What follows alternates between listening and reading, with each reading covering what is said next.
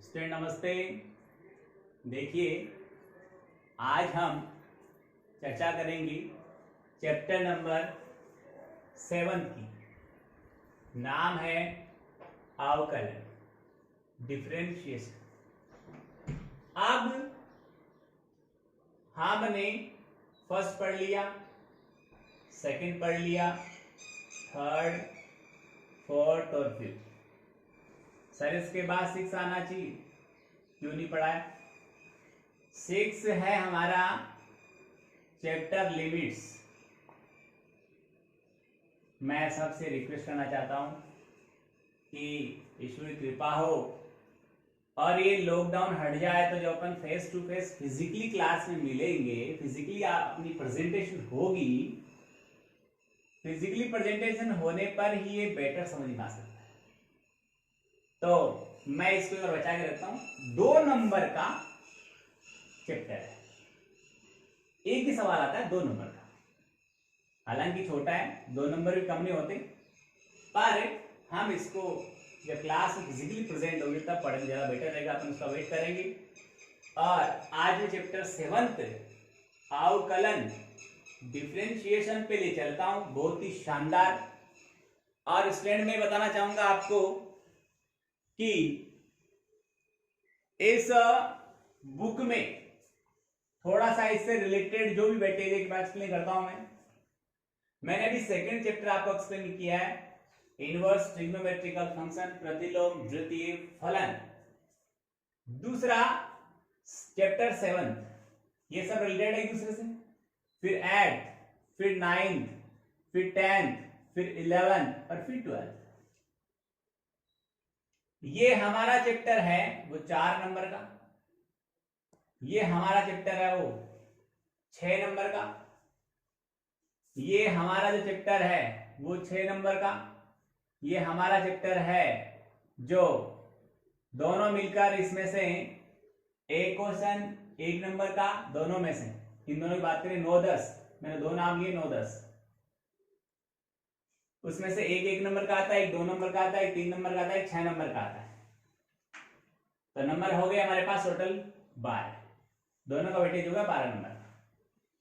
यहां से 3-3 नंबर के 2 सवाल आते हैं और ये हमारा चैप्टर 12 से 6 नंबर का एक सवाल पूछा जाता है।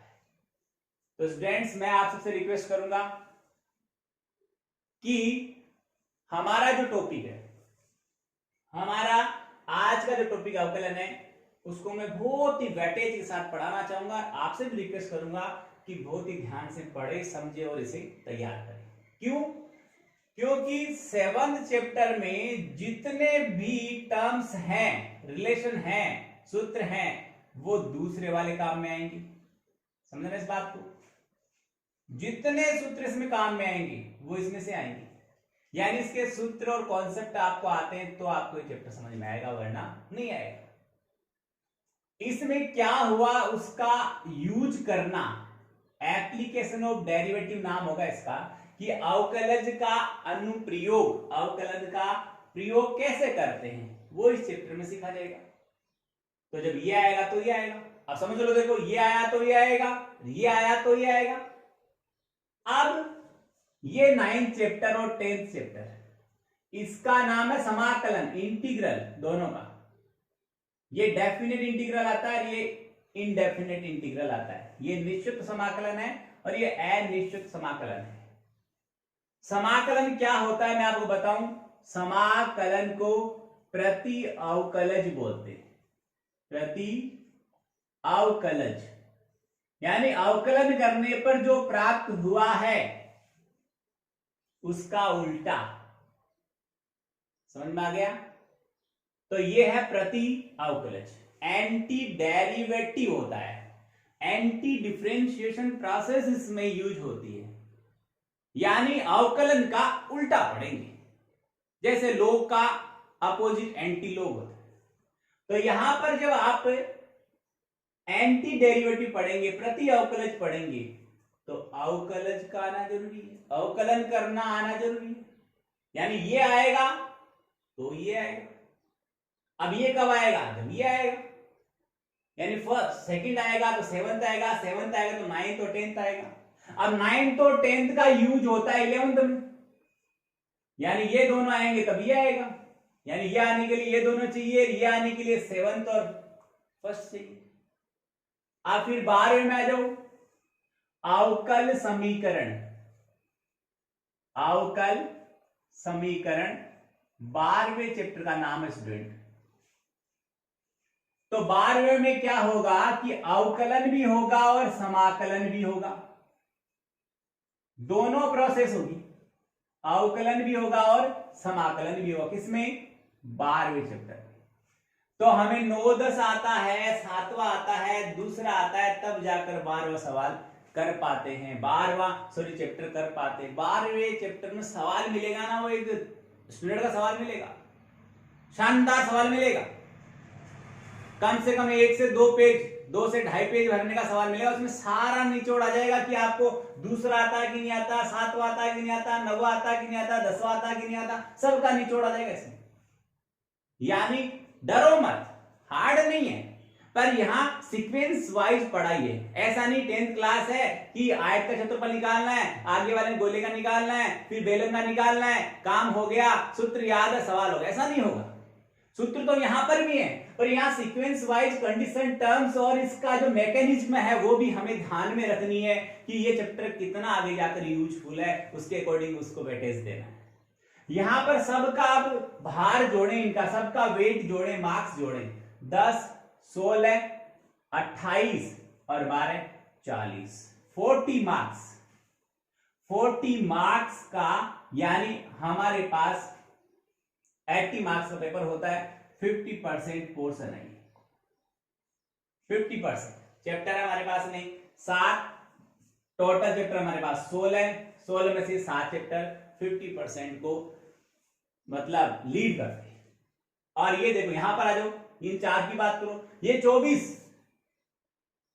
ये 40% को लीड कर रहे हैं, 24 है हमारे पास, सॉरी 8 से 24, 30% को लीड कर रहे हैं दोनों। ये 4 चैप्टर है, 30%, अकेले 30% को लीड। तो जितना वेटेज है उसके अकॉर्डिंग सवाल बनता है। सवाल कितने कितने आते हैं मैंने बता दिया आपको, इसमें से 2 आएंगे, इसमें से 2 आएंगे, इसमें से 2 आएंगे, बाकी इसमें से 6 नंबर सवाल आएगा, एक 25वां सवाल होगा वो इसका ही होगा, चैप्टर का 25वां सवाल इसका होगा। ध्यान रखें आप इस चीज को। तो ये सब बातें आपको ध्यान में रखते हैं मैं आपको आज चैप्टर 7 में ले आया हूं, नाम है डिफरेंशिएशन, अवकलन। अवकलन प्रोसेस का नाम है अवकलज। अवकलन करने के दौरान जो रिजल्ट आता है उसको हम अवकलज कहते हैं। समझ में आई? प्रक्रिया का नाम है अवकलन और उस प्रक्रिया के दौरान रिजल्ट आता है उसका नाम है अवकलज। सर ये अवकलज क्या होता है, डेरिवेटिव क्या होता है? मैं सिंपल सी भाषा में सिंपल सी परिभाषा बताना चाहूंगा, ज्यादा उलझने की कोशिश नहीं करनी।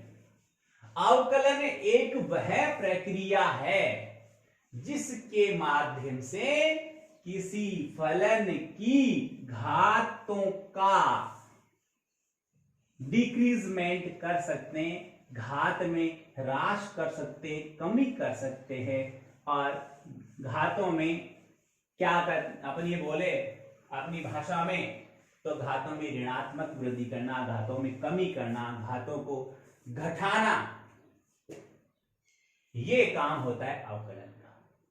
गुरुजी घातें कैसे घटती समझ में नहीं है, इसलिए घातें कैसे घटेगी? एग्जाम्पल लीजिए साहब, एक फंक्शन है x की पावर 5 प्लस 7x की घात 4।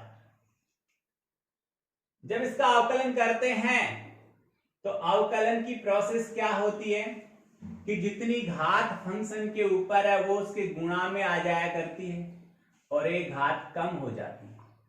ये 7 तो गुणांक था, इसकी घात 4 थी, वो इसके गुणा में आ जाएगी, एक घात कम हो जाएगी। देखो यहाँ 5 थी, यहाँ 4 होगी, यहाँ 4 थी 3 होगी।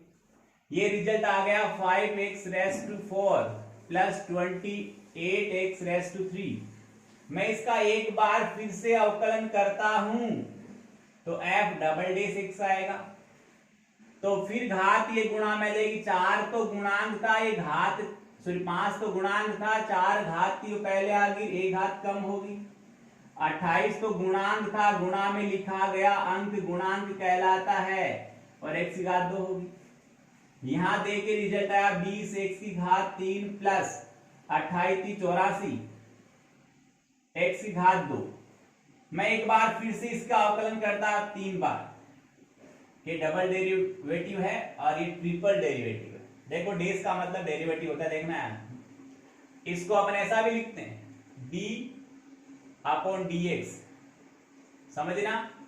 इसका मतलब डेरिवेटिव, इसका मतलब किसके रेस्पेक्ट में हो रहा है। हमेशा अवकलन और समाकलन किसी चर के सापेक्ष होता है, और उस चर के सापेक्ष होता है जिस चर के पदों में सवाल लिखा गया है, जिस चर के पदों में फलन परिभाषित है। ये फलन x के पदों में परिभाषित है, तो इसका अवकलन हम x के पदों में करेंगे।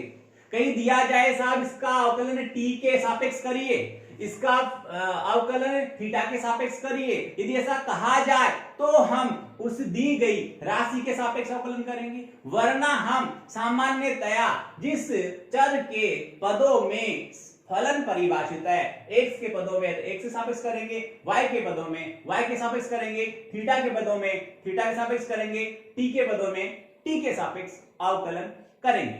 तो नीचे वाला d कहता है कि आप किसके रेस्पेक्ट में, किसके सापेक्ष आप अवकलन करना चाहते हो। ऊपर वाला d कहता है डेरिवेटिव किसका, इस फंक्शन का करना है। ये लो साहब, इसको ऐसे भी लिख सकते हैं, इसको ऐसा भी लिख सकते हैं। ये फर्स्ट डेरिवेटिव है, ये सेकंड है, ये ट्रिपल में आए तो फिर भी यहां पर प्रोसेस एक ही रहती है कि गुणांक का न तो अवकलन होता है न समाकलन होता है, अपनी जगह राजा की तरह बैठा रहता है। और पावर कितनी है 3, वो पावर इसके गुणा में आ जाएगी। यहां देखो, यहां 3 पहले आ गया और एक घात कम हो गई, प्लस 84 ऑलरेडी पड़ा था, ये 2 गुणा में आ गया और एक घात कम हो गई। रिजल्ट बन गया हमारे पास में 60 x की घात 2 प्लस 168x। देखो साहब यहां घात 5 और 4 लेकर चले थे, घात होगी 2 और 1, फिर आगे और चलेंगे फिर घात कम हो जाएगी। यानी घातों में डेप्रिसिएशन हो रहा है, कमी हो रही है। The process which done the depreciation in power of any function is called differentiation, अवकलन कहलाता है। ये तो अवकलन का आपको मैंने दिया परिचय कि अवकलन होता क्या है। अब देखिए स्टूडेंट्स, अपन कुछ निर्धारित सूत्र है उनकी बात करते हैं कि निर्धारित सूत्र अपन यूज करेंगे इसमें, वो कौन कौन से हैं और वो किस तरह से यूज होंगे। पहले मैं चर्चा ही करता हूं। वो सूत्र आपकी किताब में लिखे हैं, आपको लिखने फिर कॉपी में याद करने। जब तक सूत्र याद नहीं होंगे, मैं क्या कोई भी व्यक्ति आपको ये चीज गणित नहीं पढ़ा सकता, फिक्स है ये। तो देखिए कुछ तो मैं आपको अभी एक्सप्लेन करता हूं, थोड़ी जगह निकल जाए अपने पास, इसलिए मैंने इस केस को यहां देखिए। सामान्य रूप से मैं x के सापेक्ष सभी फंक्शन का यहां अवकलन सूत्र बताऊंगा। जैसे x की पावर n है, अभी बताया मैंने कि जितनी पावर है वो पहले आ जाती है और एक पावर कम हो जाती है। अवकलन में ऐसा होता है, समाकलन जस्ट इसका उल्टा होता है। यहां गुणा में आकर ही घटती है, गुणा में आकर, देखो गुणा में आकर एक कम होती है, समाकलन में उल्टा, जस्ट उल्टा। कौन सा काम हुआ यहां पर, गुणा में आकर घटी, तो वहां शुरू करो, एक जुड़ेगी और गुणा का उल्टा क्या होगा, भाग। समाकलन में पहले जितनी पावर है उसमें एक जुड़ती है, जुड़ने पर जितनी बनती है वो भाग में आ जाती है। जैसे x की पावर 4 थी, समाकलन करोगे तो x की पावर 5 जुड़ गई, एक जुड़ेगी, एक जुड़ेगी, जुड़ने पर जितनी बनी वो कहां जाएगी, भाग में। हालांकि समाकलन का परिचय में आगे लेंगे, पर एक बार मैंने ऐसे ही जुबान पे आई बात इसलिए बताई है कि अवकलन में जितनी पावर है वो पहले गुणा में आती है और जितनी पावर उससे घट जाती है। समाकलन में इसका जस्ट उल्टा होता है, एक पहले जुड़ती है, जुड़ने में जितनी बनती है वो भाग में आ जाएगा। देखिए स्टूडेंट्स आगे चलते अपन। ये सिंपल सूत्र हुआ हमारा एक, फिर हम बात करते हैं, कुछ सूत्र ऐसे भी होते हैं, डी अपॉन डी एक्स और log, हम ax की बात करते हैं। चलो इसको मैं समझा के लिखूंगा, इसको रहने दो, एक्सप्लेन करके लिखूंगा, पहले सिंपल जो सूत्र मैंने को लिख देता हूं, डी अपॉन डी एक्स, यहां बात करते हैं साइन एक्स की, साइन का आकलन होता है कोस एक्स, तो एक्स आ जाएगा। अब यहां पर भी थोड़ी सी एक बात निकल कर आती है, पॉइंट निकल कर आता है, यहां एक्स के सापेक्ष कर रहे हो, यहां एक्स ही है तो इतना ही होगा। यदि यहां एक्स के सापेक्ष कर रहे हो, यहां पर कुछ एक्स के अलावा कुछ और पड़ा है, गुरुजी और कैसे पड़ा है, जैसे मान लो साइन 8x पड़ा होता, इसका आकलन करते तो केवल कोस 8x नहीं आता, ये 8 गुणा में भी आ जाता, क्योंकि एक बार इधर, यानी अवकलन हमेशा लेफ्ट हैंड की तरफ से स्टार्ट होता है, इधर से स्टार्ट होता है। पहले साइन का हुआ, साफ साइन का कोस हो गया, आगे पढ़ा था कुछ भी पढ़ाओ, अभी साइन का हुआ है तो आगे वाले को छेड़ना नहीं है, जैसा है वैसा वैसा लिख देना।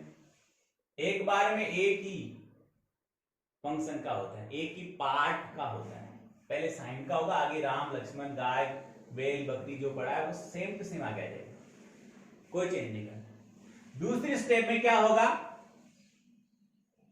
कि जो आगे पार्ट पढ़ा था उसका होगा, कौन पढ़ा 8x, तो यहां cos x तो हमारे पास cos 8x तो पढ़ा ही था, इसको हम जानते हैं कि 8 तो गुणांक है, गुणा में लिखा गया अंक इसका न समाकलन होता है न अवकलन होता है। तो अब आगे किसका नंबर है x, तो किसका होगा, x का अवकलन होना है, किसके सापेक्ष होना है, x के सापेक्ष होना है। सरकार ऊपर क्या बन गया dx, नीचे क्या है dx, कितना हुआ इसका अवकलन 1 हो गया, ये 8 आ गया इधर, 8 cos 8x और गुणा में 1 लिखने की जरूरत नहीं, यही मैंने शुरू में आपको लिखकर बताया था कि ये सेम आंसर आएगा। तो ये बात मैं आपको यहीं पर समझा चुका हूं कि यहाँ x है तो ही इतना उत्तर आएगा, यदि यहाँ x जगह और कुछ होता है तो फिर इसका उत्तर बदल जाता है, इसका काम, इसका तरीका है वो भी बदल जाता है। ये बात हुई साइन। अब फटाफट स्पीडली मैं एक बार सूत्र लिखता हूं, आप सब समझे उनको। थर्ड की बात करूं, डी अपॉन डी एक्स, अब आगे से मैं डी अपॉन डी एक्स बार बार नहीं लगाऊंगा, आपको समझ में आया क्या लिख रहा हूं मैं। यह आ गया माइनस साइन,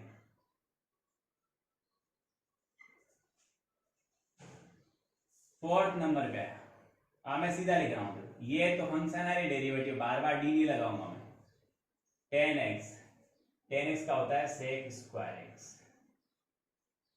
और फिर अपने पास आया cot x, इसका होता है minus cos x square x। चलो लगा देते हैं, आप लगा इतनों के लगा देते हैं, इनकी भी लगा देते हैं, डी अपॉन डी एक्स, फिर 6 d upon d x sec x, sec का आकलन होता है सेक x इंटू 10x, और जगह नहीं यहाँ पर, यहाँ लिखता हूं मैं D upon d x cosec का डेरिवेटिव अपन ले तो minus cosec x into cot x होता है। ये स्टूडेंट इतने नॉर्मल मैंने फॉर्मूले लिखे, आराम से देखे, बुक में लिखे, उतारने की यहाँ से जरूरत नहीं, बुक से डायरेक्ट उतार लेना, उनको आप याद कर लेना, कोई दिक्कत वाली बात नहीं है। ये सिंपल सिंपल कुछ फॉर्मूले थे, कुछ और लिखता हूँ अभी एक बार, और उसके बाद अपन डायरेक्ट सवाल पे चलेंगे, 7.1 में आएंगे। यहां देखिए डायरेक्ट फंक्शन थे सारे। अब मैं कुछ इनवर्स की बात कर रहा हूं, जैसे साइन इनवर्स होता x, साइन इनवर्स x होता तो साइन का होता है हमारे पास में, जब अवकलन करते हैं तो 1 upon root 1 minus x square होता है, d upon d x cos inverse x, इसमें साइन और कोस में इतना सा फर्क है कि कोस इनवर्स में ऊपर माइनस लग जाया करता है। फिर स्टूडेंट देखना, टेन इनवर्स की बात करता हूं। टेन में 1/1 प्लस एक्स स्क्वायर। कोट की जब आपसे बात करूंगा तो ज्यादा परिवर्तन नहीं होता, सिर्फ माइनस लग जाता है इसमें। जो साइन और कोस में है वो टेन और कोट में। आप 2 और बच गए, इनसे डी अपॉन डी एक्स और सेक एक्स। इसका होता है 1 अपॉन मॉड्यूलस में x root x square minus 1, root x square minus 1। और डी अपॉन डी एक्स यदि हम बात करें कोसेक इनवर्स एक्स की तो आएगा वो ही माइनस लग जाएगा, इतना सा फर्क है इसमें। मॉड्यूलस में एक्स और एक्स स्क्वायर माइनस 1। आप सर ये मॉड्यूलस क्यों आया, इसका रीजन भी है अपने पास में। ये मॉड्यूलस रहेगा तो यह धनात्मक रहेगा, यदि मॉड्यूलस नहीं रहा तो इसके निशान के कारण ये ऊपर वाला निशान बदल जाता। ये हो गए सिंपल हमारे पास कुछ सूत्र थे जो मैंने आपको बताने की कोशिश की है। उनको आप ढंग से देखना और याद करना, इनके बिना कोई काम नहीं हो सकता। एक बार मैं इनको इरेज करता हूं और उसके बाद हम आगे चलते हैं हमारी एक्सरसाइज पर। तो देखिए यह सब एक बार हटाता हूं। कुछ सिंपल सवाल एग्जाम्पल के तौर पे, हालांकि वो अपने एक्सरसाइज के होंगे, ऐसे में सवाल आपके पास लेता हूं जिनका मैं अवकलन करके आपको बता रहा हूं। फिर अपन कंटिन्यूसली कोई सवाल जो करने लायक है अपन एक्सरसाइज से वो करेंगे। पर मैं आपको ये बता दूं कि यदि कोई ढंग से इस वीडियो को देख के समझ रहा है तो आपको प्रत्येक सवाल मेरे द्वारा बताए जाने की जरूरत ही नहीं है, आप आराम से करेंगे, क्योंकि इतना हार्ड नहीं, कॉन्सेप्ट यही है जो मैं आपको दे रहा हूँ, इसके अलावा कुछ नहीं है। यदि ये कॉन्सेप्ट आपको तैयार है तो 101% कोई भी सवाल आपका गलत नहीं जाएगा।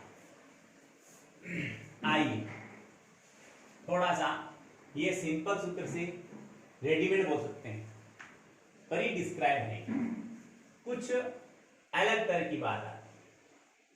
मेरे को अवकलन करना होता है d upon d x, x into sine x होगा। दोनों फलन अलग अलग नेचर के हैं, तो ये एक फलन ही दो फलन गुणा में है। जब दो फलन गुणा में होते हैं तो पहले फलन को अपन u मानते हैं, दूसरे को इंटू वाले को v मानते हैं, और उनका अवकलन का सूत्र होता है, मेरी भाषा में लिखता हूं पहले, पहला गुणा दूसरे का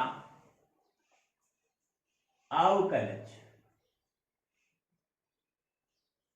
अवकलन नहीं अवकलज, जो अवकलन करने पर जो आएगा वो लिखना है, प्लस अब की बात दूसरा, एक बार में दूसरा गुणा पहले का अवकलज। ये सूत्र अपनी भाषा में शब्दों में हो गया। पहला कौन है u, एक बार u पड़ा रहेगा और v का हो जाएगा, दूसरी बार v पड़ा रहेगा और u का हो जाएगा। और इसका सिंपल और बिल्कुल याद रखने लायक इसका फॉर्म देखिए, u into v dash plus v into u dash. ये सूत्र होता है d upon d x u into v के अवकलन का। हाँ जी, ये गुणन नियम है, ये गुणन नियम का अवकलन है।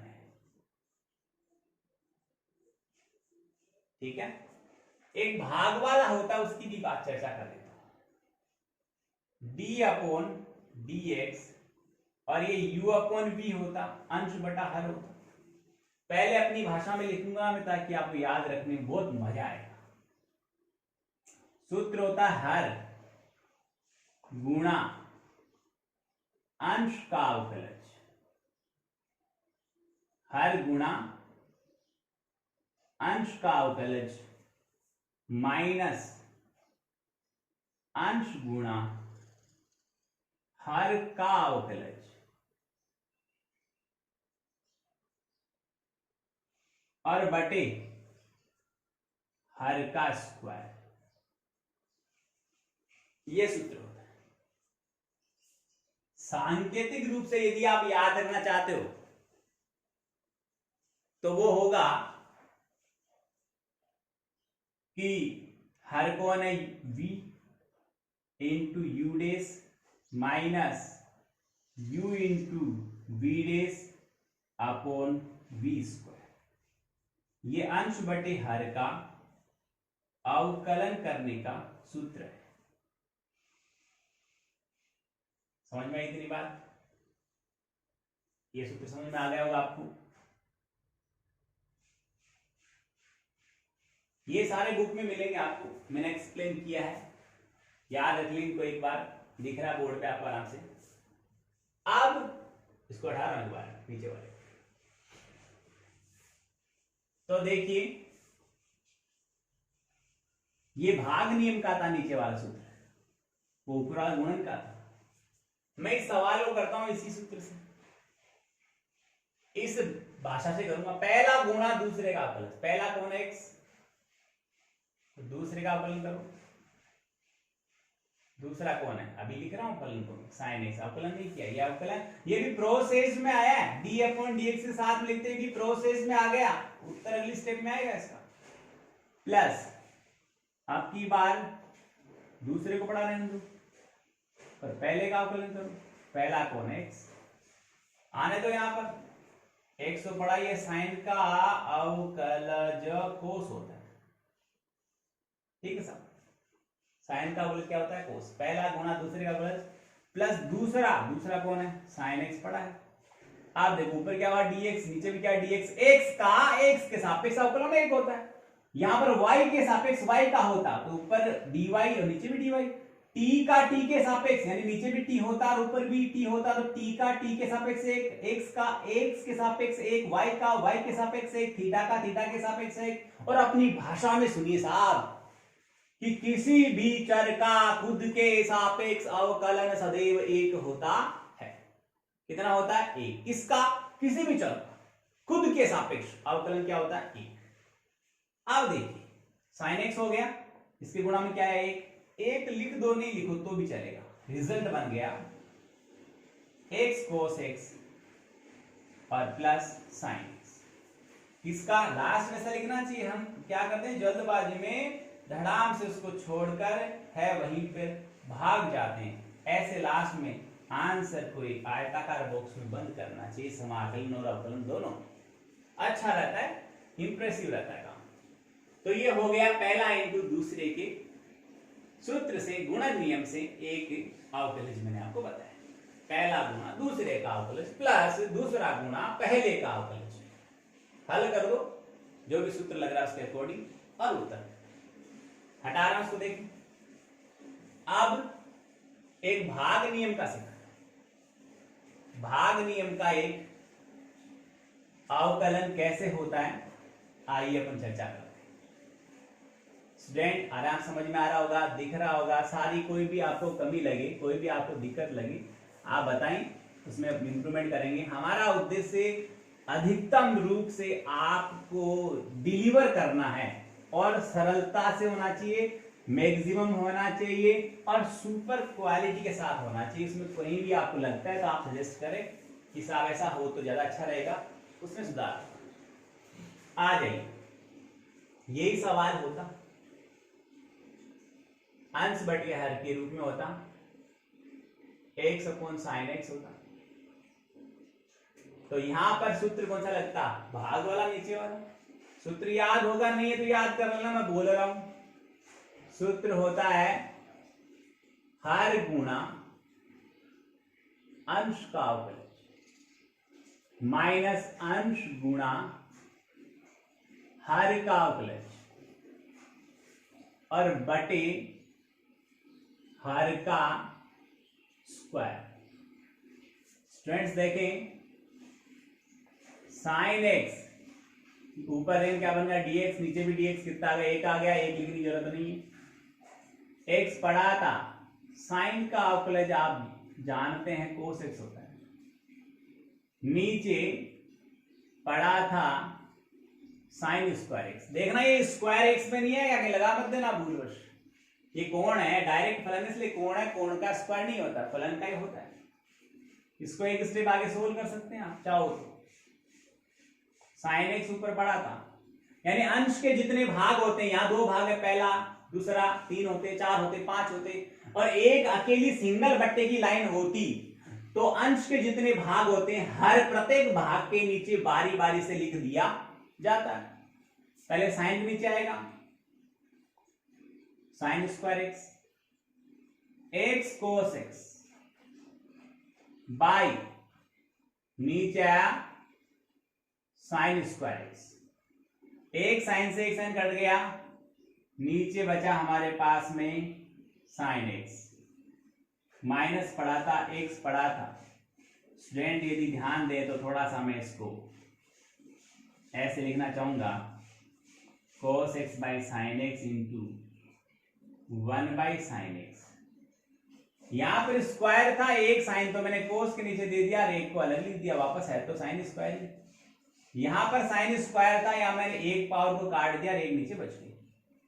अब 1 अपॉन साइन को स्टूडेंट कोस से लिखा जाता है, माइनस ये cos upon sine student cot होता है, और 1 अपॉन साइन कोस एक।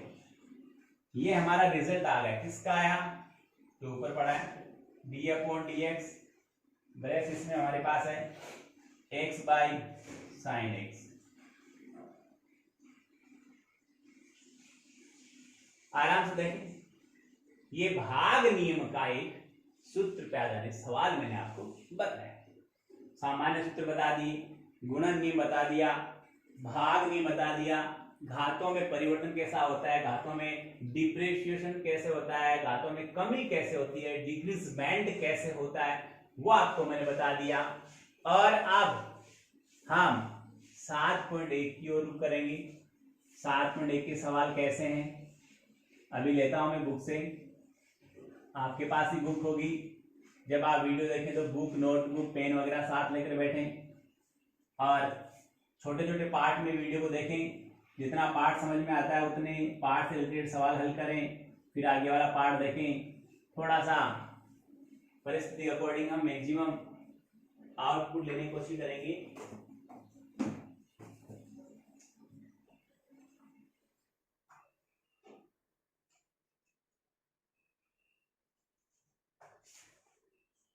और लीजिए स्टूडेंट 7.1 का पहला सवाल। आप चाहो तो जो सवाल मिलता है उसको y में डाल सकते हो। सवाल हमारे पास साइन एक्स स्क्वायर, y में नहीं डालो तो इसको एफ एक्स लिख सकते हो, जो आपकी मर्जी। आप यहां लिखेंगे x के सापेक्ष, किसके सापेक्ष कर रहे हैं वो लिखना अनिवार्य है।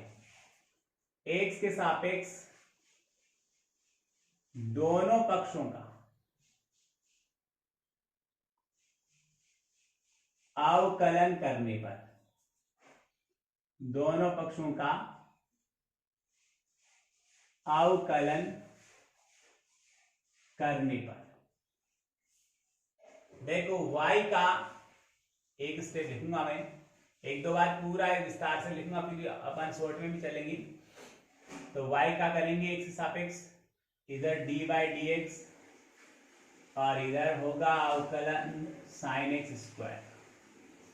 नेक्स्ट स्टेप में यहां पर x के सापेक्ष y का हो रहा है, किसी चर का दूसरे चर के सापेक्ष अवकलन होता है तो उसको एज इट लिख दिया जाता है, कोई चेंज नहीं होगा, जैसा था वैसा लिख दिया, क्योंकि y का x के सापेक्ष हो रहा है, किसी चर का दूसरे चर के सापेक्ष अवकलन होता है तो उसको वापस एज इट उतार दिया जाता है। अब बात चलेगी इधर से, तो पहले साइन का होगा फिर एक्स स्क्वायर का होगा। मैंने कहा बाईं ओर से शुरू होता है अवकलन, पहले इसका फिर इसका, और भी होता तो अंदर चलते। एक बड़ा सा एग्जांपल अभी और लूंगा। साइन का हुआ कोस, और एक बार में एक का ही होता है, आगे एक्स स्क्वायर पढ़ा था, पढ़ा रहने दो। अब जो बच गया एक्स स्क्वायर उसका नेक्स्ट स्टेप में होगा ये कॉस एक्स स्क्वायर का भाई, ये स्क्वायर है इसलिए आपको बताया घात पहले आ जाएगी, एक घात कम हो जाएगी, दो में से एक कम हो जाएगी, बची एक की लिखने की जरूरत नहीं। अभी देखो ध्यान में ध्यान सुनना, पहले साइन का हुआ था, अब फिर घात का हुआ है। घात कितनी थी? 2। घात का अवकलन हुआ है। अब घात जिस पर थी उसका होगा, किसका होगा? एक्स का होगा। एक्स है आधार, आधार का होगा तो डी अपॉन डी एक्स, आधार अपॉन एक्स का होगा। क्या बना result? Cos x square plus 2x और ये dx अपॉन dx क्या होगा? 1 हो गया। चलिए लास्ट फाइनल रिजल्ट आया cos x square plus 2x। ये रहा हमारा पहला सवाल 7.1। अब दूसरे सवाल की ओर चले अपन। दूसरा सेम ऐसे ही है, जरा देख ले इसको गौर से। तीसरे पे ले चलता हूं। तीसरा थोड़ा सा ऐसे स्टैंडर्ड का है, हटा रहा हूं इसको, देख लिया तो आपने पूरा। थोड़ा सा आप चाहो तो ये भी थोड़ा हटा देता हूं, मुझे स्पेस एरिया थोड़ा ठीक मिल जाए, इसलिए आप गौर करें, बुक खोलें, बुक में से देखें आप कि सवाल तीसरा क्या है। थोड़ा सा इन सबसे अच्छा सवाल है, थोड़ा सा ठीक है दोनों से। वो है हमारे पास में, या लिखूंगा y इज इक्वल साइन अंदर कोस, फिर अंदर मेरे ख्याल से एक्स स्क्वायर। ऐसा सवाल हमें मिला है। ओके, भाषा वही, एक्स के पदों में परिभाषित है फलन। इस फलन को मैं तो y में डाला, यहाँ एफ एक्स भी हो सकता है क्योंकि x के रूप में परिभाषित है। या y के रूप में होता तो यहां पर एफ वाई लिखते, t के पदों में होता एफ टी लिखते, थीटा के पदों में होता एफ थीटा लिखते। x के सापेक्ष दोनों पक्षों का अवकलन करने पर अभी लाइन में लिखी थी वही लाइन वापस लिखनी है, बार बार नहीं लिखूंगा मैं। इसको dy बाई डी एक्स भी लिख सकते हैं, इसको y डेस भी लिख सकते हैं, और इसको y1 भी कह सकते हैं। पहला अवकलज डेस, ऐसा तीनों रूप है। और पहली दफा किसका अवकलन होगा? साइन का। जब पहली दफा अवकलन हो रहा है इधर से बाईं ओर से, तो एक बार में एक का ही होता है, साइन का होगा, आगे क्या पड़ा उससे मतलब नहीं, वो वापस है वैसा का वैसा आ जाएगा। आ गया साहब। अब किसका नंबर आना है? इसका।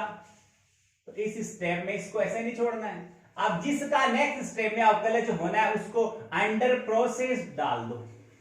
इसका मतलब हो गया कि नेक्स्ट स्टेप में इसका अवकलन होगा, ये अंडर प्रोसेस चला गया। आई जिसका हो गया उसमें तो कोई चेंज होना नहीं है, वो तो अपनी जगह एज इट रहना है।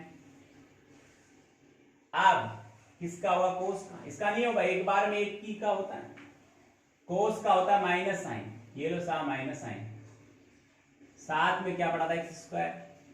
अब किसका नहीं हुआ अभी? एक्स स्क्वायर का, तो एक्स स्क्वायर को अंडर प्रोसेस में डाल दो, डाल दिया। ये हो गया कोस, यहां पर कोस एक्स स्क्वायर, ये माइनस साइन एक्स स्क्वायर, और एक्स स्क्वायर का होता है साथ 2x।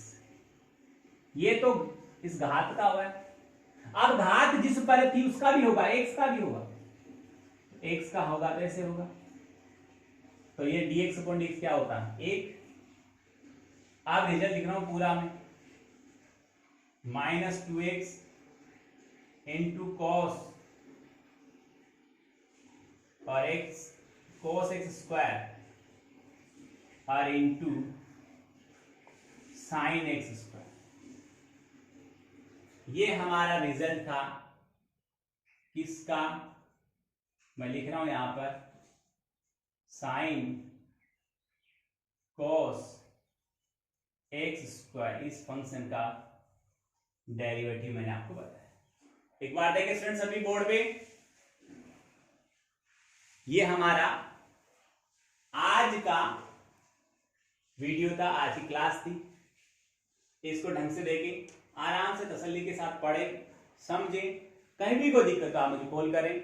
मैं आपको फिर से रिक्वेस्ट करूंगा कि ये देखने में आ रहा है कि आप वीडियो बहुत कम लोग देख रहे हैं। मैं सबसे रिक्वेस्ट कर रहा हूं, आपके भले के लिए है, आपके भविष्य के लिए है। आज आपको मजाक लग रही होगी, आज आपको ये लग रहा होगा कि हम घर बैठे, कोई कहने वाला नहीं है, कोई टोकने वाला नहीं है, मजे हो गए। स्टूडेंट, ये आपकी बहुत बड़ी गलती होगी, बहुत बड़ी भूल होगी। आप सबको वीडियो देखना चाहिए, समझना चाहिए, प्रॉपर काम करना चाहिए। कोई दिक्कत हो तो हमारे से बात करना चाहिए। एक बार मैं फिर से कहूंगा, हार्ड वर्क कीजिए और अच्छा रिजल्ट पाइए। थैंक यू, धन्यवाद।